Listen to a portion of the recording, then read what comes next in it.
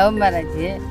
எல்லாமே கடவுள் கொடுத்த கிஃப்ட் மாதிரி. மாமியார், மாமனார், மச்சினனுங்க, ஒரே ஒரு நாத்தனார், எல்லாருமே எங்களுக்கு நல்லா சந்தோஷமான லைஃப் தான் போச்சு. அப்புறம் அவர் 26 வயசில் இறந்துட்டார். எல்லாம் ட்ரிங்க்ஸ் அடிச்சு. ஆமாம், 10 வருஷம் தான் ட்ரிங்க்ஸ் பண்ணி அவங்க இறந்துட்டாங்க. ஆமாம், அதெல்லாம் கேட்குறீங்க.